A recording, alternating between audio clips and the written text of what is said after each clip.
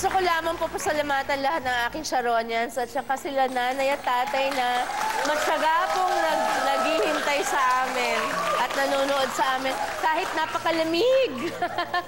Mga kapatid, nasa susunod na level na ang relasyon ni Vivian at ang kanyang minamahal dahil ito pong darating na December, plano nyo nang magpakasal. Sana. Yan naman po, talaga. At eto na, tawagin natin ang Mr. Right po ni Vivian. Makikilala na ninyo. Narito po ang kanyang iniibig, Mr. Ryan Baguion. Hello, Ryan! Hello! Hello, good afternoon po. Hello, good afternoon. Upo ka, please, Ryan. Nagulat kayo, mga kapatid. Si Ryan po ay 24 years ang agwat ng kanilang edad ni Vivian. Si Vivian at Ryan ay nagkaroon ng relasyon na nabuo out of true love, na ito talaga ang nagpo-prove that age doesn't matter. Ryan, anong nararamdaman mo? Yung tinanong ko siya kanina, yung mga nanghuhusga sa inyo because of your age difference. Meron bang mga nangingaalam, especially siguro on your side? Kasi on my side naman is, tanggap naman siya ng magulang ko dahil pinakilala ko siya ng maayos sa bahay namin. Oo, tsaka matino siyang babae, obviously. Yes, saka sa mga kapatid ko, well, tanggap siya sa pamilya ko. Sa mga barkada ko din, tanggap din naman siya ng mga friend ko dahil sa ibang kasamahan ko siya sa work, kinaikukwento ko siya. So, para sa akin kasi wala naman eh. Paano mo nalaman na si Vivian ang tamang babae para sa'yo? Kasi unang-una, yung pag-aaruga niya sa akin, kasi nagtatrabaho ko, pag-alis ko pa lang hanggang sa pag-uwi ko, asikaso niya na ako. Ayan, ganyan. In love na in love.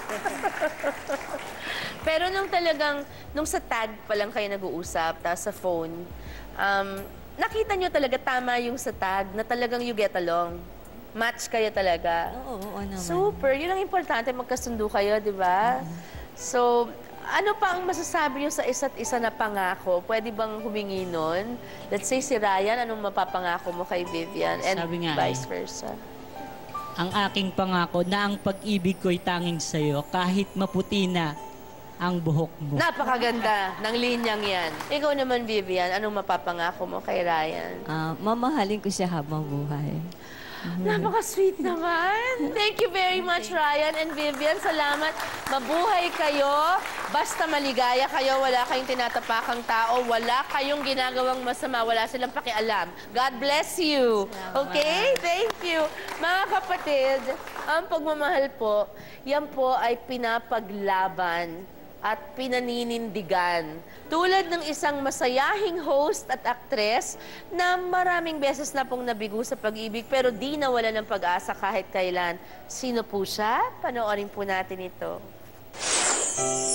Si Julia Clarete ang isa sa mga nagpapasaya at nagpapagaan ng araw ng mga manonood at ng mga kasamahan niya sa industriya.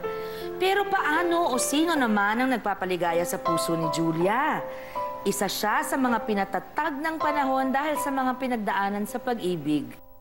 Nagmahal, nasawi, bumangon muli. Kung ang true love para lang daw sa matatapang, patunay si Julia na ang pusong pinaglalaban ang tamang pag-ibig. Mas mahahanap ang tamang taong swak para sa kanya. Natagpuan na kaya ni Julia ang Mr. Right ng buhay niya? Isa namang fighter at winner sa pag-ibig, Miss Julia Clarete. Wow! I love your hair! Oh my gosh! Oh my... It's like Michelle Williams or diba? Yeah! Beautiful! Have a seat. Eto ngayon, dahil sa ating pagbabalik, pag-uusapan natin, mga kapatid, ang mga sinasabi sa atin ng mga nanay natin tungkol sa pag-ibig, di ba? Yes. At ang pagkakaroon ng Mr. o Miss Right sa buhay natin. Totoo ba yun? Ikaw, Julia, naniniwala ka ba doon? Ako naniniwala ako. Meron talaga Mr. Right for you Yeah. and Miss Right for someone. Yes. Sa ating pagbabalik po, sisimulan na natin ang kwentuhan kasama si Julia. Dito lamang po sa Kasama Mo, Kapatid.